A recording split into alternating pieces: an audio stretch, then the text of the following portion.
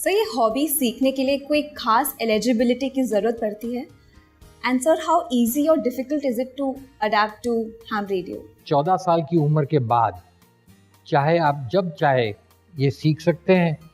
और भले technical hobby है, मगर मेरे कई सारे स्टूडेंट्स जो है, कोई हाउसवाइफ है, कोई इकोनॉमिक्स ग्रेजुएट है, कुछ लोग हैं वो टेक्निकल एस्पेक्ट्स जैसे कि इलेक्ट्रॉनिक्स में से है, कुछ स्टूडेंट्स भी है कॉलेज के जो इस हॉबी को अपनाया है और पास हुए हैं। सर आप ये हॉबी काफ़ी सालों से प्रैक्टिस कर रहे हैं, तो सब बता सकते हैं कि आपने कोई पॉजिटिव चेंजेस महसूस करे हैं विद इन?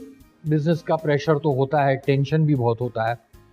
मैं चलाया जा रहा था, मगर ये हॉबी करने के बाद मैं काफ़ी कुछ तकलीफ़ें मेरी भूल जाता था।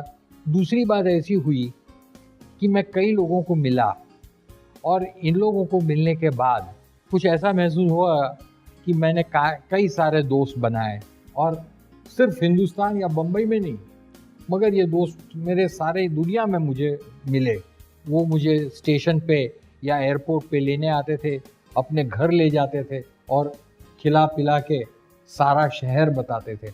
और देखने की बात है कि पहले कभी मिला भी नहीं था। कई दोस्त बनाए, जैसे कि अमेरिका में, जर्मनी में, फ्रांस में कई सारे दोस्त हैं, और मैं उनसे आज भी बात करते रहता हूँ। तो इस तरह दोस्त बनते गए, और एक ऐसी बात महसूस हुई कि हाँ, बिजनेस के अलावा और भी कुछ है। अब इस बातों में बात ऐसी हुई कि लातूर में भूकंप हुआ, और लातूर में जब भूकंप हुआ तो गवर्नमेंट से हमको कॉल आया कि आपकी ज़रूरत है। हमने 2 टीम बना ली। एक टीम यहाँ के मंत्रालय और चीफ सेक्रेटरी के पास गई, और दूसरी टीम जिसमें मैं था, हम लातूर चले गए। और लातूर जाने के बाद वहाँ देखा कि क्या हो सकता है, और नुकसान देखे तो आपको पता चले कि क्या तकलीफ होती है। और इन तकलीफ़ों में बात ऐसी थी कि कम्युनिकेशंस की लाइन सारी टूट गई थी, टेलीफोन्स की लाइन बिल्कुल टूटी थी, और वहाँ के लोगों को क्या तकलीफ है यहाँ बम्बई में बैठे किसी को पता नहीं था। तो ये काम हमको दिया गया था कि उनके लिए क्या चाहिए, क्या मटेरियल की कमी है, और इन लोगों को किस तरह भेजा जाए। 8 दिन गए, खाने पीने सोने का कोई हिसाब न था। ये होने पर भी जब वापस आए तो दिल को तसल्ली हुई कि हाँ, हमारी हॉबी की वजह से कुछ पीड़ित लोगों को फ़ायदा हुआ है। और आज भी मैं यह याद करता हूँ तो दिल को बहुत अच्छा लगता है, तसल्ली होती है। ये खास फ़ायदा हुआ है, और इसके वजह से मैं आज भी लोगों को ये सिखाते रहता हूँ। और मेरे शायद आज से करीब 400, 450 या 500 स्टूडेंट मेरे सिखाने पे पास हुए हैं।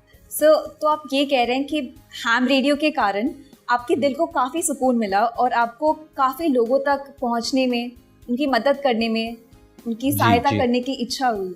देखने की बात है कि ये हॉबी के ज़रिए मैंने कभी सोचा भी नहीं था कि मैं कई सारे लोगों की मदद कर पाऊँगा, और इसी कंडीशन में कि जहाँ हमारे अलावा बहुत कुछ कम लोग इनको मदद कर पाएँ, क्योंकि ये हॉबी ऐसी है कि दूसरे लोगों से न हो वैसी चीज़ हम कर पाते हैं, कम्युनिकेशन की मदद कर देते हैं। और आज भी ये बात से काफ़ी खुशी होती है कि जब मैं देखता हूँ कि हमने मदद की है। इसके वजह से मैं कई सारे लोगों को ट्रेन करता हूँ, और ट्रेन करने के बाद इच्छा करता हूँ कि वो भी जुड़ जाएं। इसके अलावा जिनकी उम्र बढ़ गई है और किसी कारण की वजह से घर के बाहर नहीं निकल पाते हैं, वो लोग भी इस हॉबी के ज़रिए कई लोगों के साथ कांटेक्ट में रह सकते हैं, और सिर्फ बम्बई या हिंदुस्तान में नहीं, सारी दुनिया भर में कांटेक्ट कर पाते हैं और कर सकते हैं। और दोस्ती इस वजह से रहती है।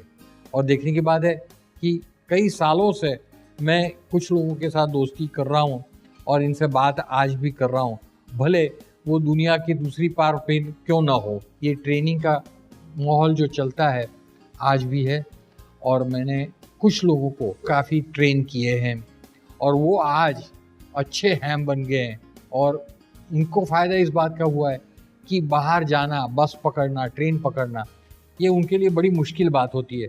तो इसकी वजह से ये हैम रेडियो की वजह से वो घर में बैठे लोगों के साथ बात करते हैं, और सारी दुनिया में बात करते हैं, और इंटरनेशनल स्पेस स्टेशन से भी बात करते हैं।